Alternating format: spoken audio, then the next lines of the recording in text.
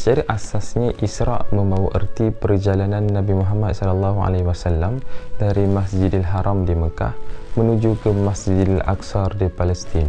Manakala Mi'raj pula membawa erti perjalanan Nabi Muhammad SAW dari Masjidil Aqsa di Palestin naik ke langit untuk bertemu dengan Allah Subhanahu wa taala. Isra' dan Mi'raj ini berlaku pada tahun kesedihan, atau dalam bahasa Arab kita panggil sebagai Amal Huzun, disebabkan pada tahun tersebut Nabi Muhammad SAW telah kehilangan dua individu yang paling disayangi oleh baginda. Yang pertama, bapa saudaranya iaitu Abu Talib, dan yang kedua, isteri tercinta Sayyidatina Khadijah binti Khuwailid. Dan pada ketika itulah Allah Subhanahu wa taala telah mengangkat Nabi Muhammad SAW untuk bertemu dengannya bagi mendapatkan perintah solat untuk kita lakukan sebagai seorang umat Islam. Antara peristiwa yang berlaku ketika berlakunya Isra' yang pertama, hati Nabi Muhammad SAW telah dicuci dengan air Zam-Zam oleh malaikat Jibril. Yang kedua, baginda telah mengetuai solat sunat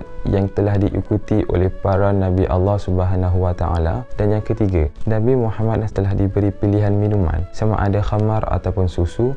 Lalu Nabi Muhammad telah memilih susu, maknanya Nabi Muhammad telah memilih fitrah dan kebaikan untuk baginda. Seterusnya, Nabi Muhammad SAW dan malaikat Jibril telah meneruskan perjalanan sehingga sampai di Sidratul Muntaha, kawasan dan tempat yang tertinggi di langit yang ketujuh. Dan pada ketika itulah Nabi Muhammad SAW buat kali pertamanya telah melihat kewujudan rupa para sebenar malaikat Jibril alaihissalam dalam fizikal sebenar sebagai seorang malaikat. Dan seterusnya, Nabi Muhammad SAW telah bertemu dengan Allah Subhanahu wa taala bagi mendapatkan perintah solat. Pada awalnya adalah 50 waktu, namun telah pun dikurangkan sehingga 5 waktu sehari semalam untuk umat Nabi Muhammad.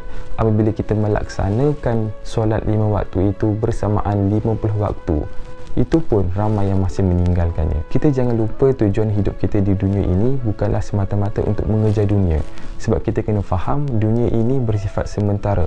Yang kekal abadi adalah akhirat. Wa ma khalaqtul jinna wal ins illa liya'budun.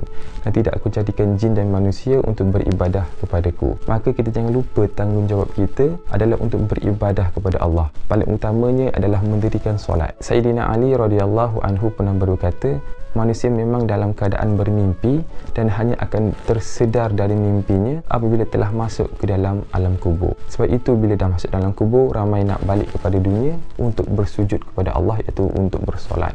Jadi akhir kata, hiduplah dengan syariat. Semoga mendapat berkat. Stay happy and healthy. Assalamualaikum. Peace.